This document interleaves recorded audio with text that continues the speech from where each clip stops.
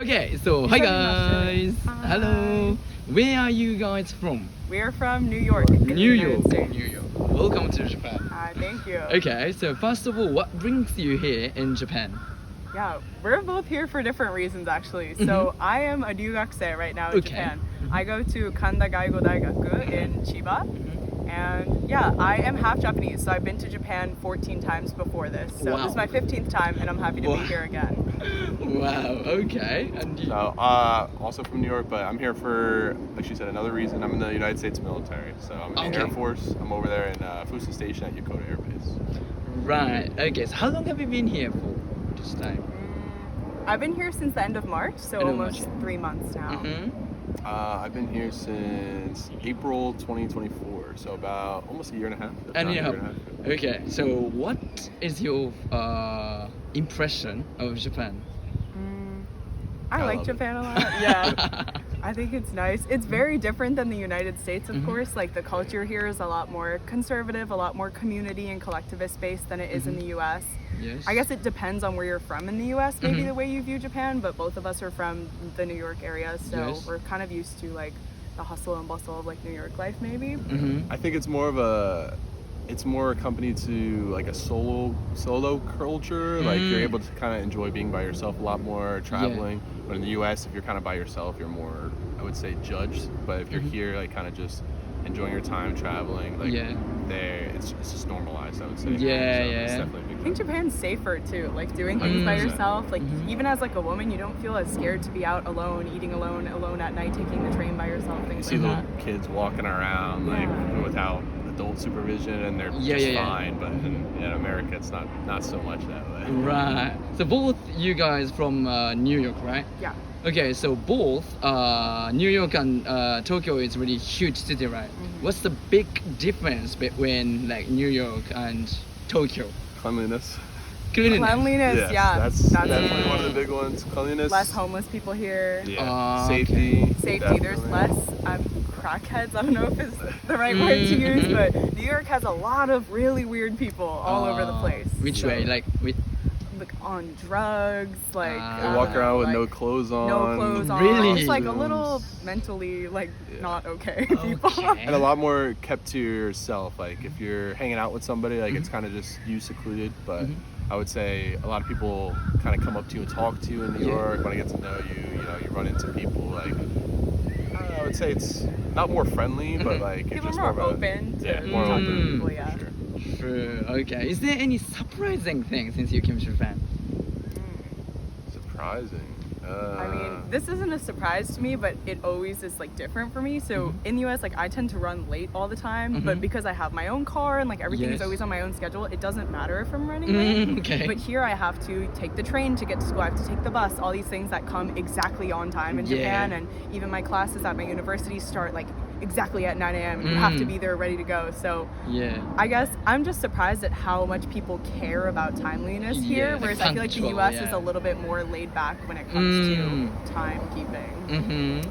I would say more so like the fact that it's gonna be kind of weird. Everything works properly here. Like, yeah. You go to like New York and you go to a subway station and like one of the rotary things doesn't work. That thing will be shut down for like a month. But here, if something goes wrong or not working, they're like right on top of it, fixing it. They're very just, you know, Japanese people seem to be very efficient in everything that they do. So I think that was very surprising just because it's not something that you experience a lot Yeah. in America. If it's shut down, it's staying shut down for a long time. I see. And you know, we kinda like punctual, like always on time, right? Yes. So okay, so let's say if Japanese people, if we listening to like let's gathering at 1 o'clock or something, but we always Show like up at 10 minutes or 12:45, yeah. yeah. So what about in like Americans? I mean, me. You are probably punctual because you're in the military. Yeah, I'm in the yeah. military. I don't Oh, really 600 have enough. people. Yeah, so I'm used to it before military. Yeah. Yeah, I was pretty always late to everything, but that's not really an option in my life right now to be late. Yeah. I mean, Yeah, I'm a sorority girl in the United States. Me and all my friends, you know, we're always getting brunch, doing something, pre-game and going out. Everyone is always late to everything. Like if you say 1 p.m., like let's meet up, probably nothing's going on until 2 p.m. at least. Like some people show up at 1, some show up at 1:30, some roll in at 1:45. What is that common? Yeah, it's common for there my you go. age group, I think, Okay. especially being in college in the United States. Like people are busy, they have things going on, and like everyone is understanding if other Less people are late, so accountability. it's not that big of a deal. Yeah. Wow, that's interesting. And can I ask, what made you decided to be military, like your job?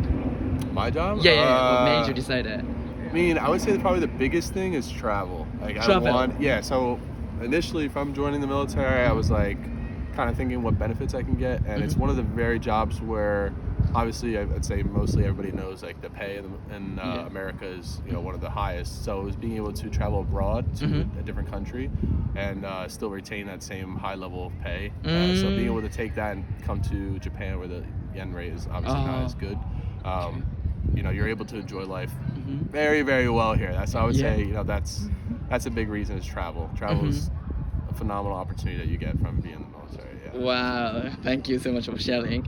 And you are half Japanese, right? Yeah. Could you introduce yourself in Japanese if possible? はい、こんにちは。こんにちは。私はアメリカ出身の門田理香と申します。門田理香が日本の名前なんですが、英語の名前はアレクシア・カドータ・ブラウナーです。おなのでかっこよい全然違う名前全然違うねが両方あって、母が日本人で、大阪出身なので、子供の時は何回ももう14年間ずっと日本に毎年来て、普通に大阪の学校にも通った経験があるんですが、そうなんだ。東京には住んだことがないし、今日本に来るのが6年ぶりなので、最近あまり日本語話してないんですが、めっちゃペラペラ。また来たらとてもなんか日本語が出てきてよく話せるようになりました。もうペラペラ。Do you speak Japanese? No.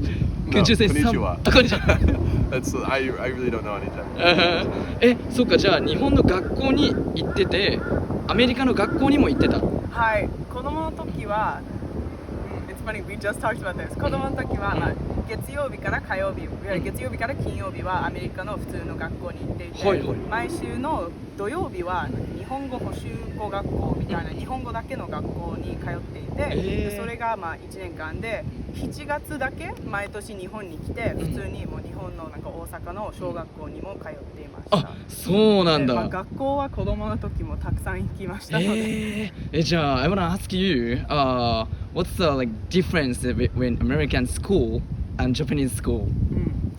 I think American school is a lot more fun, for sure. Okay. Like, what do you mean? Not that Japanese school isn't fun. Like, I remember coming to Japan and you'd play dodgeball with your friends, and I always thought kyushoku no jikan was very fun. Like, you don't do that in the United States, but I feel like American school is a little bit less serious than school in Japan, so just overall it's more fun. Like, it's not that big of a deal if you're late to school, kind of back to the punctuality point, and there's more time for recess and fooling around with your friends in the classroom, things like that. But what other big differences? I think the Japanese education system is a lot more advanced than the United States system. I think math is the biggest example of that. When I was in 2年生, like second grade here in Japan, I started doing basic algebra work, things that you don't really do until 8th grade in the United States. So I remember I would get to 8th grade in the US taking algebra 1, and I would be like, I learned this stuff 5 years ago in Japan. It's cool, but I learned it in a different language, so it's kind of having to relearn things back in English. But I think the Japanese education system is very holistic from the start. I remember 家庭科の授業、音楽、体育, things. You're not just there to check off a box and saying that you showed up to class. Your teacher in Japan actually cares if you're learning the material or not. So the biggest example, I guess, there is in gym class. In the US, it's pass-fail. If you just show up to class and you're there, you'll pass the class. Whereas in Japan, or at least the school I went to, if it was the volleyball unit, if you couldn't bump, set, spike, you were not going to pass the class. They actually cared for you to learn every sport and get better at what you were doing. Wow. So I think the holistic approach to education in Japan, in my opinion, is more well-rounded and better than Okay, yeah, wow, that's so interesting. But even though in Japan we studied English since we were young, but normally almost all people cannot speak English. What do you think about it? This. I mean, most people in the US take Spanish from kindergarten, maybe all the way through high school, but we were just talking about this earlier, most people in the US can't speak Spanish, so...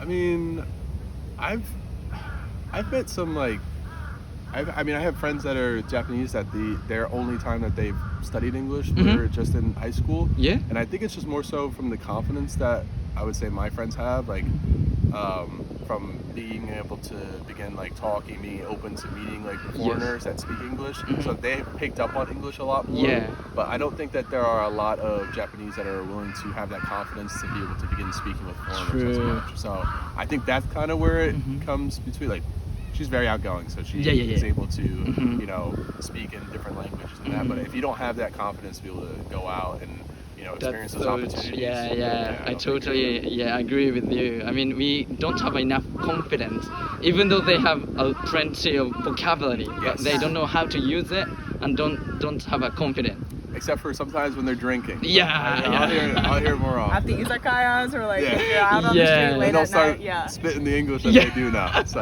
Which, you know, even then it's actually pretty good. They're just not as, you know, they don't think it sounds good. That's so good. Okay, so last 2 or 3 of question about you guys. Okay, in general, what are you grateful for? I'm always grateful for my health. I think it's something that people take for granted, just being able-bodied in the first place, like being able to move around, go do things that I want, but also just not being sick allows you to live like a lovely day of life every day. I don't know if that was the right way to phrase it, but health and I guess opportunity, I think is something neat as well. Took that right out of your mouth. I mean, both of us, we've traveled so much and seen a lot of the world, and I'm grateful to even have the opportunity to do that in the first place. Mine is, I'm still a student, so I'm not tied to like a 9-to-5 work schedule. I have more flexibility in my life. And also, I guess, the way my family has liked to travel and my parents value travel as well, like I've been giving all these opportunities. Wow. Those are probably my 2 biggest ones, health and opportunity. So nice. I can tell you love traveling, right? Yeah. How many countries have you been to? I've been to 16, but I'll be in 22 by the end of this year. So I have a lot more to come. Wow. How much you love it. And you? I was gonna say opportunities also. I don't think that there's like, you know, I think we've had different opportunities. But I don't think there's even many people that get to necessarily experience culture and life outside of their own home country, especially with, like, in the United States, there's people that definitely vacation a lot, but it's one thing when you go to Japan or, you know, Europe or something for just 1 or 2 weeks. It's actually being able to live here, experience life, get to know people, build relationships. So, I mean, to be able to have that opportunity, to be able to have the job that I have, the family that I have, like you're saying, the health, it's all just different opportunities that we provide in life. And not everybody's able to experience those things maybe because of you know, different things going on in life. But I'm just grateful that I'm able to have that. Wow, thank you for sharing. Okay, so literally last question. What is one of the most important lesson you have ever learned in your life? I know mine, You're first. So, the coronavirus pandemic hit right during my junior year of high school. So I was in 11th grade. And I had like worked very hard in high school towards a lot of various things that I was looking forward to in my senior year, which would have been my final year of high school. But I had this mentality of, I'm going to wait until my senior year. I'm going to wait until my senior year. But then COVID happened and I lost almost my entire senior year. And I remember at the very end of my high school graduation, I gave a speech at our like graduation ceremony, and after that speech was over and I really realized like, okay, I've just graduated high school and like I missed out on all these things that I really, really wanted to do in my final year. I learned like I should stop waiting for things and just do them now and, you know, not, I don't know, just take action now is really what it is. You never know what tomorrow is going to bring. You never know what tomorrow is going to look like. So if you have the opportunity to act on your ideas now, that you should do so. Get people involved, tell people about your ideas, and just get them into action sooner rather than later. Because, I guess tomorrow is never guaranteed. So kind of taking advantage of that. Awesome. Thank you so much. I mean, again, mine's kind of similar. I'm not copy. I should have went first. But, I mean, I think it's just, it comes down to, you know, you really have one life to live. There's so much of the world to see. There's so many different people to meet. There's different opportunities to have. There's so many hobbies, things to try. And I think that we only have so many years on this earth that we're able to, you know, really enjoy and do those things. So I think that I used to overthink about what maybe like people think of like what I do or perception of say family has, what job I want to be, you know, just certain things that you want to do. But in reality, you know, the lesson that I've definitely learned is that nobody really cares to a certain extent. End of the day, it's your life. You're gonna live it how you want to live it, and you know you want to be able to look back on it and have no regrets. And you know, I'm happy to say that I think I have maybe one regret in life. I'm gonna share it, but you know, I think I have maybe one regret. But ever since then, I don't think I have really any regrets in my life that I have moving forward, and I want to continue living them. What was the regret? What? I would say my regret was not spending more time with the people that I love. Okay. And since then, you know, basically I had other people telling me, kind of pulling me away from that. I was getting caught up in some bad stuff, but I pulled away from it, and you know, I do what I'm passionate about, and I enjoy spending time with the people that I care about. Yeah, so yeah. That's what I do. Wow, thank you so much guys for sharing everything about it, and thank you for cooperation today, and I hope that enjoy your rest of Japanese stay. Thank you. Okay, so bye bye. Thank you guys.